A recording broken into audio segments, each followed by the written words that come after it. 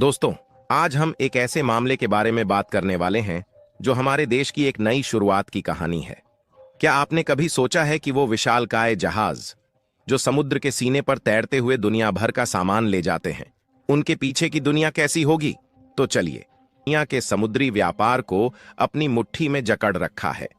चाहे स्विट्जरलैंड की एमएससी हो, डेनमार्क की मेयर्स्क, फ्रांस की सीएमए या फिर चीन की कोस्को, इनका दबदबा ऐसा है कि इन्हें चुनौती देना नामुमकिन लगे। मामले में अब ट्विस्ट आने वाला है। क्या आप जानते हैं, भारत एक ऐसा देश जिसकी समुद्री सीमा इतनी विशाल है, जिसका व्यापार 95% वॉल्यूम में समुद्र के माध्यम से होता है, अब तक इन कंपनियों पर निर्भर था। लिख है, जी हां, भारत ने एक ऐसा फैसला लिया है जिसने पूरी दुनिया को हैरान कर दिया है।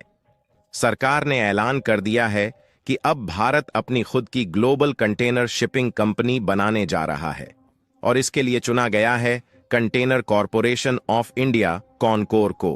कॉनकोर, जो अब तक रेलवे के जरिए लॉजिस्टिक्स को संभालता था, अब समुद्र की लहरों पर राज करने की तैयारी कर रहा है।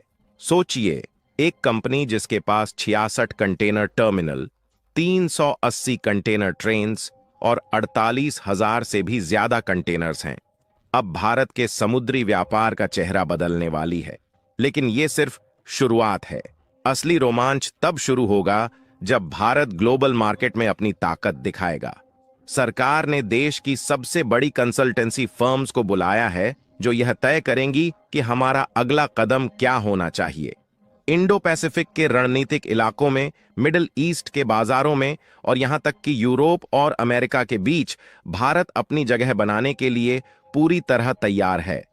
अब सोचिए, जब भारत का पहला ट्रांसशिपमेंट पोर्ट विजिंजम पोर्ट पहले ही चालू हो चुका है और वधावन पोर्ट, जो दुनिया के टॉप 10 कंटेनर पोर्ट्स में शामिल होने वाला है, तैयार हो रहा है, तो यह फैसला कितना बड़ा साबित होगा।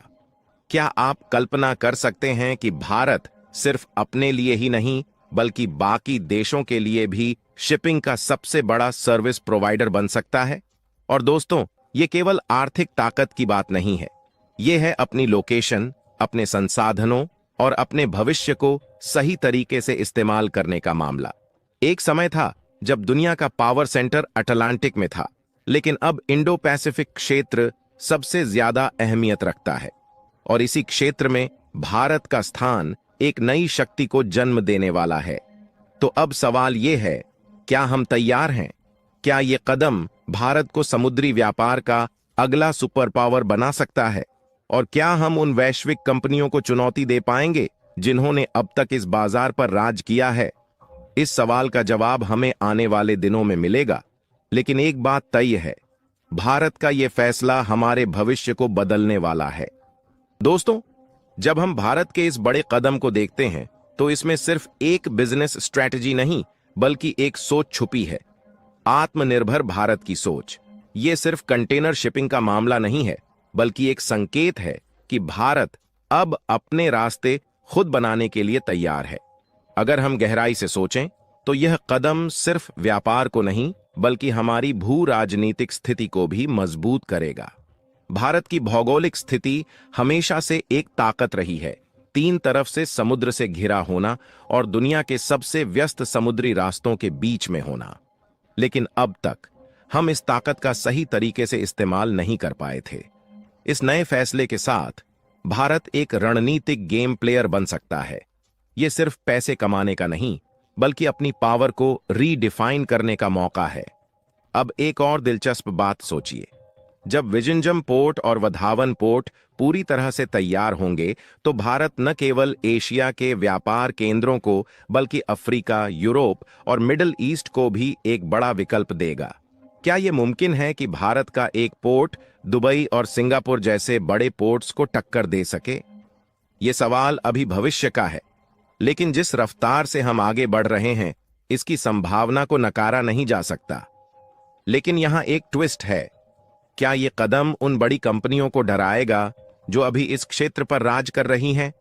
हो सकता है कि ये कंपनियां भारत को सीधा मुकाबला देने की बजाय सहयोग का हाथ बढ़ाएं।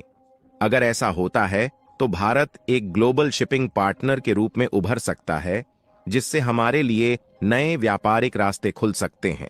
और अगर हम थोड़ा और दूर की सोचें, तो इस कदम का असर सिर्फ आर्थिक नहीं, बल्कि पर्यावरण पर भी हो सकता है।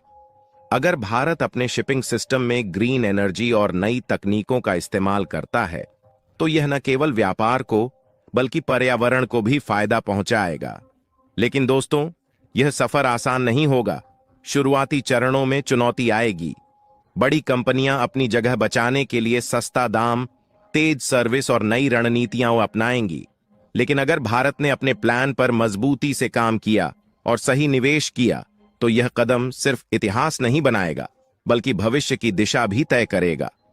सोचिए, जब हमारी आने वाली पीढ़ी यह देखेगी कि भारत ने कैसे समुद्री व्यापार में अपना झंडा गाड़ा, तो यह सिर्फ गर्व की बात नहीं होगी, बल्कि एक मिसाल होगी कि कैसे सही समय पर सही कदम उठाने से एक देश अपनी पहचान बदल सकता है। भविष्य में भारत के इस बड़े कदम के कई संभावित परिणाम हो सकते हैं, और इनमें से कुछ बदलाव तो देश और दुनिया की अर्थव्यवस्था में नई दिशा तय कर सकते हैं। अगर विजनजम और वधावन जैसे पोर्ट्स पूरी तरह विकसित हो गए और आधुनिक सुविधाएं प्रदान करने लगे, तो भारत दक्षिण एशिया के लिए एक प्रमुख शिपिंग हब बन सकता है। दुबई, सिंगापुर और कोलंबो जैसे पोर्ट्स पर निर्भरता कम हो जाएगी और भारत खुद व्यापार मार्गों का नियंत्रक बन सकता है। इससे भारत में निवेश और नौकरियों की बाढ़ आ सकती है। भारत की स्थिति एशिया, अफ्रीका और यूरोप को जोड़ने वाले समुद्री रास्तों के बीच है। अगर भारत ने अपने समुद्री व्यापार को नियंत्रित करना शुरू किया, तो यह भू राजनीतिक रूप से एक शक्तिशाली खिलाड़ी बन जाएगा। बड़े देश जैसे अमेरिका और चीन भारत के साथ सहयोग करने के लिए मजबूर हो सकते हैं। बड़े पोर्ट्स का निर्माण केवल आयात निर्यात तक सीमित नहीं रहेगा। यह स्थानीय उद्योगों, कृषि उत्पादकों और छोटे व्यापारियों को भी वैश्विक बाजारों तक पहुंच प्रदान करेगा। उदाहरण के लिए, भारतीय मसाले, फार्मा प्रोडक्ट्स और टेक्सटाइल्स अब सीधे दुनिया के कोनों तक पहुंच सकते हैं, जिससे मेक इन इंडिया की धारणा और मजबूत होगी। विश्व की बड़ी शिपिंग कंपनियां जो अब भी दुबई, सिंगापुर या चीन के पोर्ट्स पर निर्भर हैं, भारत को अपनी रणनीति में शामिल करने के लिए मजबूर हो सकती हैं। कुछ कंपनियां भारत के पोर्ट्स में निवेश करेंगी, जबकि कुछ मुकाबले में तेजी से बदलाव करेंगी। अगर भारत ने इस पूरे शिपिंग सिस्टम में ग्रीन एनर्जी का इस्तेमाल किया, तो यह दुनिया के लिए एक पर्यावरणीय उदाहरण बन सकता है। स्वच्छ ऊर्जा से चलने वाले पोर्ट्स और शिप्स भविष्य में जरूरी होंगे, और भारत इस दिशा में नेतृत्व कर सकता है।